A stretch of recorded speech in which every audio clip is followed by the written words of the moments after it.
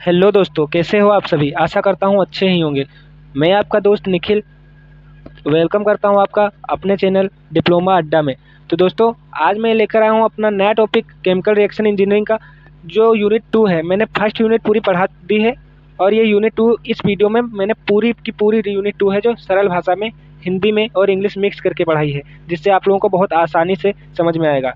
तो कहना यह है कि इस वीडियो को तब देखना जब आप पहले वो वाली वीडियो देख लेंगे जो मैंने पहले से अपलोड की है, क्योंकि ये वीडियो कहीं ना कहीं उससे रिलेट करती है। वो जब देखोगे तो ये भी बहुत अच्छे से समझ में आने वाली है।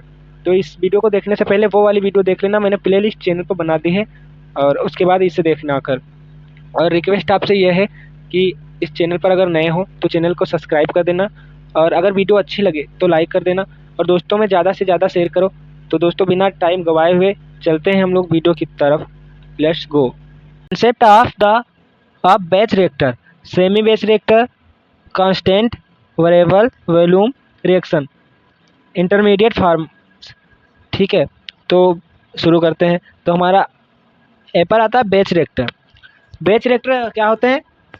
बैच रिएक्टर वह रिएक्टर होते हैं जैसे जिसमें एक टाइम पर एक ही रिएक्टर रिएक्शन हो सकती है। जैसे दोस्तों, आज हम पढ़ने वाले हैं concept of the batch reactor, semi batch reactor, constant variable volume reaction, intermediate form. ठीक है, तो शुरू करते हैं। तो हमारा ए पर आता है बैच रिएक्टर। बैच रिएक्टर क्या होते हैं? बैच रिएक्टर वह रिएक्टर होते हैं जैसे जिसमें एक टाइम पर एक ही रिएक्टर रिएक्शन हो सकती है। जैसे आपने देखा होगा, एक ढक्कन है, मतलब बर्तन है, उसमें हम कैसा क्या कराते हैं, उसका ढक्कन बंद कर दें और उसके अंदर टैंक का, ये टैंक टाइप का होता है, जिसमें एक बर्तन है जिसमें रिएक्शन डालते हैं। रिएक्टेंट जब डालेंगे, जब ढक्कन बंद कर देंगे तो तब तक दूसरा रिएक्शन नहीं डाल सकते जब तक वो निकाल ना लिया जाए। तो बैच टाइप ना कि बैच वाइज बनाएंगे, पहले इस बैच का हो जाएगा फिर दूसरे बैच का होगा, तो बैच टाइप रिएक्शन होता है। एक बर्तन, टैंक जिसमें रिएक्शन डाले जाते हैं और फिर ढक्कन बंद कर दिया जाता है। रिएक्शन एक तय समय तक होती है और फिर प्रोडक्ट निकाला जाता है, और जब तक वो रिएक्शन हो नहीं जाएगी और प्रोडक्ट निकाला नहीं जाएगा तब तक उसमें नया प्रोडक्ट नहीं जाएगा। मतलब प्रोडक्ट के बीच में ऐड रिमूव नहीं होता है, मतलब कोई नया प्रोडक्ट ना ऐड कर सकते हो ना रिमूव कर सकते हो। एग्जाम्पल देखते हैं। एग्जाम्पल क्या है हमारा? लैब में फ्लाक्स, फ्लाक्स जो होता है उसमें केमिकल मिलाकर छोड़ देना। ठीक, जब तक वो बैच हो ना जाएगा तब तक दूसरा उसमें डाल नहीं सकते। ठीक है, अब अगला देखते हैं, सेमी बैच रिएक्टर। तो अगला रिएक्टर हमारा आता है सेमी बैच रिएक्टर। तो सेमी बैच रिएक्टर किसे कहते हैं? इसमें रिएक्शन को धीरे धीरे डाला जाता है। जो रिएक्टेंट्स होते हैं उनको धीरे धीरे डाला जाता है, या कुछ रिएक्टेंट्स पहले से होते हैं, या तो कुछ पहले डाल दो या तो धीरे धीरे डालते हैं, वो सेमी बैच रिएक्टर होते हैं। एक पार्ट बैच होता है और दूसरा कंटिन्यूअस होता है। ये दो प्रकार के होते हैं, एक पार्ट बैच होता है और दूसरा कंटिन्यूअस होता है। कंटिन्यूअस वो जो धीरे धीरे चलता है, और पार्ट बैच जो पहले से मौजूद होता है। एग्जाम्पल हमारा है नेचुरलाइजेशन प्रोसेस, जिसमें एसिड को ड्रॉप बाय ड्रॉप डाला जाता है। जो एसिड होता है हमारा वो ड्रॉप बाय ड्रॉप डाला जाता है, ठीक, धीरे धीरे डाला जाता है, बूंद बूंद। ठीक है, इतना समझ में आ गया होगा। आगे बढ़ते हैं। कांस्टेंट वैल्यू रिएक्शन, जो कांस्टेंट वैल्यूम रिएक्शन होता है वो क्या होता है? इसमें रिएक्शन के दौरान वॉल्यूम नहीं बदलता है। जो कांस्टेंट वॉल्यूम रिएक्शन होता है, कांस्टेंट से तो आपको पता ही चल रहा होगा कि ये कांस्टेंट रहेगा, ना चेंज होगा। ठीक है, कांस्टेंट शब्द का अर्थ यही होता है चेंज ना होने वाला। तो रिएक्शन के दौरान वॉल्यूम नहीं बदलता है, मोस्टली लिक्विड फेज में होता है। मोस्टली ये लिक्विड फेज में सबसे ज़्यादा होता है। ठीक है, अब आगे हमारा आता है topic variable volume reaction. Variable volume reaction क्या है हमारा? इसमें रिएक्शन के दौरान गैस बनती है। गैसेस जो होती हैं वेरिएबल वॉल्यूम रिएक्शन के द्वारा बनती हैं। गैसेस बनते हैं या जाती हैं जिसमें वॉल्यूम बदलता है। इसमें जो है वॉल्यूम बदलता रहता है, वॉल्यूम चेंज होता है। ठीक है, अब आगे हमारा आता है, ये सारे मोस्ट टॉपिक हैं, ये वाला टॉपिक वेरी वेरी मोस्ट है। मैं बोलता हूँ कि हम मेरे हर एक वीडियो में आपको वेरी वेरी मोस्ट वाले क्वेश्चन मैं बहुत सरल भाषा में पढ़ाता हूँ। तो हमारा यह intermediate forms in non chain reaction, जैसे हमने पहले बताया था कार्बोनियन फ्री रेडिकल, ये हमने पहले वाले वीडियो में पढ़ा था। कार्बन ये शॉर्ट लिव्ड होते हैं और मैकेनिज्म को समझने में मदद करते हैं। ये जो कार्बन होते हैं हमारे, ये शॉर्ट लिव्ड होते हैं जो मैकेनिज्म को समझने में हमारी मदद करते हैं। ठीक है, तो यहाँ तक तो आप लोगों को समझ में आ गया होगा। दोस्तों मैं बहुत सरल तरीके से बता रहा हूँ। हालांकि इस वीडियो से अगर अच्छा से अच्छा पढ़ोगे, क्योंकि एग्ज़ाम तो नज़दीक आ गए हैं, पेपर तो इससे 50 में 50 फंसेगा। आगे देखते हैं, integral differential method of analysis of ways reactors data. तो डिफरेंशियल मेथड क्या होता है? डिफरेंशियल मेथड होता है हमारा यह मेथड कॉन्स्ट्रक्शन के समय के साथ छोटे छोटे चेंजेस को देखता है। यह जो मेथड होता है हमारा डिफरेंशिएशन मेथड, यह क्या करता है? कंसंट्रेशन के समय छोटे छोटे चेंज जो होते हैं उनको देखता है। रेट इक्वेशन को डिफरेंशिएशन करके डाटा फिट किया जाता है। जो रेट इक्वेशन होती हैं उनको डिफरेंशिएशन करके जो होता है डाटा हमारा फिट किया जाता है। जब इसका यूज कहाँ होता है? जब डाटा ज़्यादा एक्यूरेट हो, तो स्मूथ हो। जब डाटा हमारा ज़्यादा एक्यूरेट होता है और स्मूथ हो, तब इसका यूज करते हैं। किसका यूज करते हैं? डिफरेंशियल मेथड का यूज करते हैं। कहाँ करते हैं? जब डाटा ज़्यादा एक्यूरेट और स्मूथ हो। ठीक है। अब होता है इंटीग्रल मेथड। तो मेथड का यूज कहाँ करते हैं? इसमें पूरे डाटा को इंटीग्रेट करके इक्वेशन सॉल्व करते हैं। डिफरेंट ऑर्डर के लिए अलग अलग इंटीग्रेटेड इक्वेशन होती हैं, जो हर प्रकार के मेथड के लिए, हर प्रकार के ऑर्डर के लिए अलग अलग इंटीग्रेटेड में इक्वेशन होती हैं। ठीक है। और इसका यूज कहाँ करते हैं? देखते हैं इसका यूज कहाँ करते हैं। जब हमें रेट लॉ को वेरीफाई करना होता है तब हम इसका यूज करते हैं। कहाँ करते हैं? जब हमें रेट लॉ को वेरीफाई करना होता है तब करते हैं। कहाँ यूज करते हैं? किसका यूज करते हैं? इंटीग्रल मेथड का यूज करते हैं जब हमें रेट लॉ को वेरीफाई करना होता है। ठीक है। अब आगे आते हैं हमारे integral method of different order of reactions. तो देखते हैं इसके बारे में। तो सबसे पहला आता है हमारा फर्स्ट ऑर्डर रिएक्शन यूनिमॉलिकुलर, जैसे ए से प्रोडक्ट। अब देखते हैं इसका इंटीग्रेट फॉर्म का होता है ए बराबर, हमारा ए बराबर जो होता है, ए बराबर क्या होता है? ए नॉट इंटू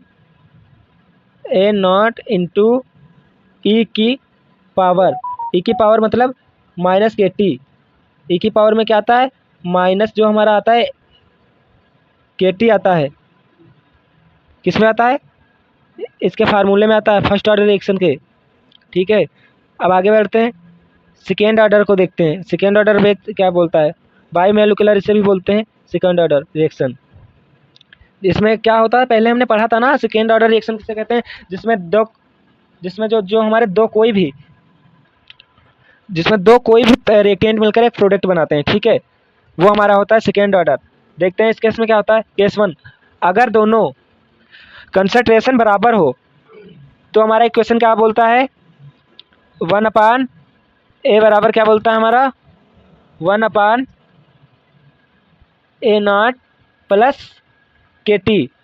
तो ये आता हमारा यन, जो हमारा यन की पावर है, यन की power T H, order reaction. तो ये इसकी इक्वेशन क्या कहती है हमारी? इसकी इक्वेशन हमारी कहती है 1 ए की पावर n-1 बराबर 1 ए नॉट की पावर -1 प्लस, चलो इसको हम अच्छे से बताते हैं, थोड़ा पेन से बताते हैं। तो इसकी इक्वेशन क्या है हम लोग समझते हैं। इसकी इक्वेशन हमारी है 1 ए की पावर n-1 बराबर 1 ए नॉट की पावर n-1। इसमें जो हमारा ऊपर की तरफ साइन है ये वाला, ऐसे, ये साइन हमें दर्शाता है कि ये ए की पावर है। ये जो ऊपर का साइन है ए के ऊपर, ये हमें दर्शाता है कि n-1 जो है ये इसकी पावर है। ठीक है। चलो अब जहाँ n-1 ये फॉर n के बराबर जब 1 ना हो उसके लिए है। ठीक है। इसीलिए ये नॉट ऑर्डर रिएक्शन से बोलते हैं। अब zero order reaction, zero order reaction किसे बोलते हैं? रेट बराबर के, इक्वेशन इसकी क्या है? जीरो ऑर्डर रिएक्शन की इक्वेशन क्या है हमारी? ए बराबर ए नॉट माइनस के टी, ए बराबर ए नॉट माइनस के टी। ठीक है, यहाँ यहाँ क्या होता है? यहाँ जो प्रोडक्ट होता है हमारा लाइनरली इंक्रीज होता है। ठीक है, अब आते हैं ऑटो कैटलिस्ट रिएक्शन। ये वेरी इंपॉर्टेंट है कि ऑटो कैटलिस्ट रिएक्शन किसे कहते हैं, वेरी वेरी इंपॉर्टेंट। ये कैटलिस्ट वाले क्वेश्चंस में भी पूछा जा सकता है कि ऑटो कैटलिस्ट रिएक्शन किसे कहते हैं। तो ये किसे कहते हैं देखते हैं। ऐसा रिएक्शन जिसमें प्रोडक्ट खुद कैटलिस्ट बन जाता है और रिएक्शन को तेज करता है। हालांकि कैटलिस्ट का वर्क होता है हमारा रिएक्शन को किसी तेज करना। ये कैटलिस्ट यहाँ पर होता है दोस्तों, रिएक्शन के तीर के ऊपर जो लगा होता है वो कैटलिस्ट होता है। उसका वर्क यही होता है कि हमारी जो रिएक्शन है उसको जल्दी करवाना। एग्जाम्पल आपको दिया होगा, ए प्लस बी बराबर 2b, ये रिएक्शन होकर हो रहा है क्योंकि यहाँ पर जो हमारा ए है कैटलिस्ट का वर्क कर रहा है, यहाँ बी प्रोडक्ट भी है और कैटलिस्ट भी है।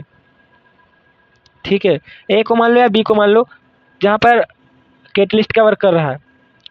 अब प्रॉब्लम बेस ऑन, इसमें प्रॉब्लम क्या आती है? इसमें जो होता है हमारा न्यूमेरिकली जो प्रॉब्लम बन सकती हैं, इन इक्वेशन पर आधारित टाइम निकालना और concentration at any time, rate constant के निकालना, के जो होता है हमारा रेट कांस्टेंट होता है। ठीक है, अब आगे आते हैं 2.4 half life concept of irreversible reaction. Half life मतलब टी हमारी हाफ होगी, जो टाइम होगा हाफ होगा, समय जो होगा हाफ होता। तो अब देखते हैं इसे क्या कहते हैं। वह समय जिसमें रिएक्शन की कंसंट्रेशन अधिक हो जाती है, वह समय जिसमें रिएक्शन की कंसंट्रेशन अधिक हो जाती है उसे क्या बोलते हैं? Half life reaction. ठीक है, हाफ लाइफ रिएक्शन किसे बोलते हैं? वह रिएक्शन जिसमें समय जिसमें रिएक्टेंट कंसंट्रेशन अधिक हो जाता है, वह समय जिसमें रिएक्टेंट की कंसंट्रेशन अधिक हो जाती है या कंसंट्रेशन ज़्यादा हो जाता है, उसे क्या बोलते हैं? Half life. First order reaction half life में कैसे वर्क करता है? टी हाफ लाइफ को टी की पावर हाफ से प्रदर्शित करते हैं। तो टी हाफ बराबर 0.693 अपान केल्विन, 0.693 अपान केल्विन। ये फर्स्ट ऑर्डर रिएक्शन में होता है, इंडिपेंडेंट ऑफ इनिशियल कंसंट्रेशन। ठीक है, इसमें बहुत यूजफुल है। आगे देखते हैं। तो दोस्तों ऐसे में डेली वीडियो लाता हूँ, जिसको पीडीएफ चाहिए हो, टेलीग्राम में लिंक मिल जाएगा या डिस्क्रिप्शन में नंबर मिल जाएगा, उस पर व्हाट्सएप मैसेज कर देगा, मैं उसको पूरी जानकारी दे दूंगा। जीरो ऑर्डर रिएक्शन, तो जीरो ऑर्डर रिएक्शन के बारे में हमने अभी पढ़ा था। तो ये वर्क कैसे करती है इसमें हाफ लाइफ में? तो इसमें के not a not upon 2k, ये जो टी हाफ है ये हमारा साइन है उसका हाफ का। ठीक है, इसमें क्या होता है? ये इनिशियल कंसंट्रेशन पर डिपेंड करता है। ठीक है, ये जीरो ऑर्डर जो रिएक्शन है ये इनिशियल कंसंट्रेशन पर डिपेंड करता है। आगे देखते हैं। सेकेंड ऑर्डर रिएक्शन ये किस पर डिपेंड करता है देखते हैं अभी। ये 1 अपान इसका फॉर्मूला के ए नॉट। ठीक है, तो दोस्तों सेकेंड ऑर्डर रिएक्शन जो हमारी ये हेल्प किस में करती है ये हम लोग देखते हैं। इसमें इम्पोर्टेंट ये होता है जो हमारी हाफ लाइफ कॉन्सेप्ट जो होता है, हाफ लाइफ का कॉन्सेप्ट रिएक्शन की स्पीड और आर्डर बताने में मदद करता है। हाफ लाइफ का कॉन्सेप्ट जो होता है हमारे आर्डर और स्पीड बताने में मदद करता है कि कौन सा आर्डर है, सेकेंड ऑर्डर है रिएक्शन है, फर्स्ट ऑर्डर है, जीरो ऑर्डर है। ठीक है, ये हमारा मदद करता है हाफ लाइफ का कॉन्सेप्ट। तो दोस्तों आज की क्लास यहीं पर समाप्त होती है, और अगर इस वीडियो में कोई भी डाउट आए हों आपको, तो कोई भी डाउट आप कमेंट में मैसेज में शेयर करिए, जिससे मैं वो डाउट क्लियर कर सकूँ आपके नेक्स्ट वीडियो में। और आगे आपको किस सब्जेक्ट पर वीडियो चाहिए वो भी आप बताइए, मैं आपकी हेल्प ज़रूर करूँगा और सरल लैंग्वेज में ऐसे ही वीडियो बनाता रहूँगा। तो दोस्तों, अगर वीडियो अच्छी लगी हो लाइक करो, सब्सक्राइब करें एंड बेल आइकन दबा दें, ताकि हमारा वीडियो सबसे पहले आप तक पहुँचे और आपकी मदद हो सके। दोस्तों में दबा के शेयर करें, जिससे हमारी भी हेल्प हो सके। थैंक्स फॉर वॉचिंग, मिलते हैं नेक्स्ट वीडियो में।